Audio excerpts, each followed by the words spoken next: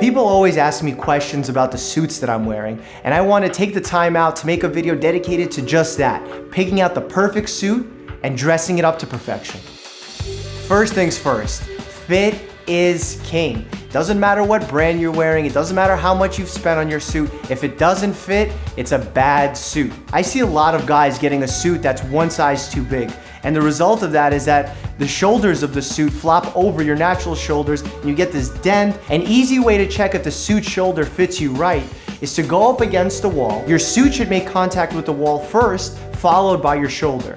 If there's any bunching of fabric in between that, your suit is too big. If your shoulder hits the wall first before the fabric of the suit is too tight. It's important that you're able to comfortably cross your arms without tearing the fabric across your back. Moving on down the suit, you want to make sure that the fit at the stomach is right too. The way you check that is you button the top button of the suit and slide your hand in between that button.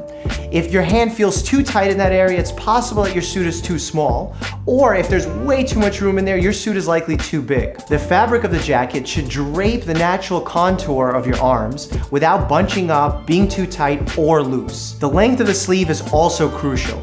You want to be comfortable showing at least 1/4 to 1/2 inch of your shirt below your suit. This is one of those alterations that needs to be done by a tailor, because anatomically we're all different. We're not symmetrical. One arm can be longer than the other.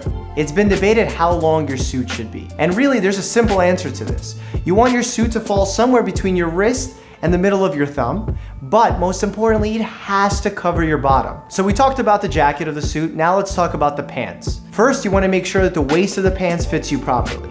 How do you find your natural waist? Well, take 3 fingers and place them right below your belly button, and that's your natural waist. That's where your suit pants should fit. These aren't jeans, these aren't sweatpants, so don't let them sink too low. Your suit's pants should fit comfortably without the need for a belt. In fact, the best quality suit pants are made without belt loops. They're made with little hinges and attachments on the sides to make small changes in case you gain a pound or two. The suit fabric should naturally drape the contour of your legs without being too loose or snug. Now let's talk about the length of the pants. There is some flexibility in deciding how you want the hem of your pants to look. You can go for no break, half break, or a full break. I think the perfect look falls somewhere between a half break or no break at all, because when you go for a full break, you get that ugly crease in your shins and it doesn't make the suit look flattering. Now let's talk about the details which can really bring your personality to light. Starting from top to bottom, let's look at the lapels. The 3 most popular variations of a lapel is the notch lapel, which is that classic one you see on most suits. Then you have the peak lapel, which is the one I'm wearing now, a little bit more formal, a little bit more flashy. And then you have the shawl collar, which is something that you see traditionally at more formal events like award shows or galas. But throw all those rules out the window. If you feel like one of those lapels matches your personality or your look best, don't be afraid to try it. Give it a go and see if it works with your outfit. Let's talk about the buttons of a suit. We're going to be talking about single-breasted suits only, leaving the double-breasted suits behind. The most important part to remember is do not button the bottom button. That's like a tongue twister. But seriously, don't button the bottom button. I recommend going with the 2-button suit. It's classic, it works in all styles. You can wear it to a formal event, you can make it less formal by dressing it down with some jeans. Good quality suits have functioning or working buttons. Believe it or not, functioning buttons have a medical history. They used to be called surgeon's buttons because when surgeons had to run to the operating room, they would unbutton their sleeves, roll them up, and go to work. It's true. A part of the suit that you probably never paid attention to before is the vents. It's the backside of your suit, but it's equally as important as all the other details. Suits have 3 options you can go for the vents. You have no vent, you have the single vent down the middle, or you have the double vent on the sides. I strongly recommend going for the double vent because when you sit down, the flap in the middle actually covers your bottom and doesn't make you look like a fool. Go with the flat front pant, no pleats, please no pleats. The last detail of a suit that you can work on is either getting a cuff or no cuff at the bottom of your pant leg. Really, the choice here is yours. Now let's talk about the color and fabric of suits. If you're getting your first suit, you should definitely get a suit that's going to be multi-purpose, that you can wear to weddings, that you can wear to events, that you can wear to work. And a navy suit for that fits all occasions. If you already have a few suits and you're looking to buy more, there's 2 things that you should really focus on. That's your skin tone and the season. If it's winter, you want to go for something heavier like a wool or even a corduroy. If it's summer, you want to go for light fabrics like cotton, linen, or even a very thin fine wool. When talking about color, for the summer, you'd want bright colors that pop and make a statement. But for the winter and the fall, you'd want brown tones, navy tones, dark tones. It just generally looks good with the light of that season. Underneath your suit, I believe there's only two options that you could really go for. That's a t-shirt or a dress shirt. Wearing a t-shirt is a great way to dress down a suit and making it a little bit less formal but still looking very well dressed. The type of t-shirt I'd normally go for is either a white or black v-neck tee. It keeps the lines of the suit looking very crisp, it doesn't take away from the suit, but still allows you to look very well dressed, very proper, and very sharp. Make sure that it's a slim fit t-shirt, there's not too much fabric bunching up down the middle, and also that it's not too long. You don't want your shirt to be longer than your suit, that just makes it look messy.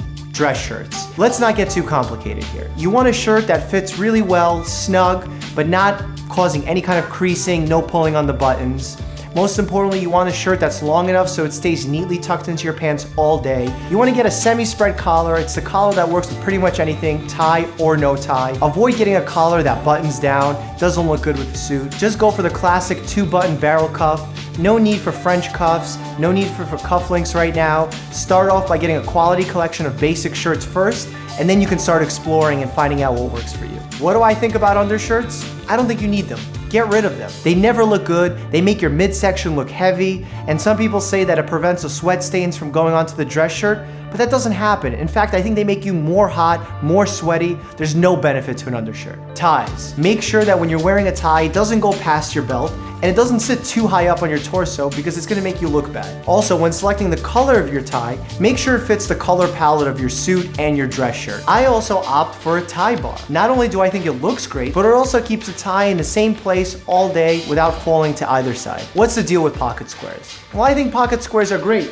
They allow you to show more personality, add more color to your wardrobe. A lot of people think that your pocket square needs to match your tie or your dress shirt perfectly, but that's not true. It can be that perfect little accent of color that you don't expect. But again, it should stay in the same color palette that your tie, suit, and dress shirt are in. There are a million ways to fold your pocket square, but I like to keep it simple as I do with most things, so I either go for the conservative square, or if I'm feeling very fashionable, I'll go for the 4-point look. It's time to figure out what kind of sock to wear. Here's a place for you to show even more personality and get some crazy colored socks. You really only should be seeing your socks when you're seated, so it's okay to get a really flashy color here. For me, because I have big calves, if I wear regular socks, they'll cause the fabric of my suit to bunch up and it won't look great. I wear super low no-show socks. Also, if you're gonna be wearing a loafer, don't be afraid to go sockless, especially in the summer. You can tell a lot about a man by looking at his shoes. As long as they match the color palette of your suit and they're great quality, you'll be all set. Fashion has no boundaries. There's really no limit to your creativity. These are simply my rules that I think can help you look your best. We've covered a lot of ground. Did you get all that? Are you ready to get suited up? If not, leave your questions down below. I'll get back to you. And if you have someone in your life that you think could benefit from this advice, share this video with them. Most importantly, don't forget to subscribe.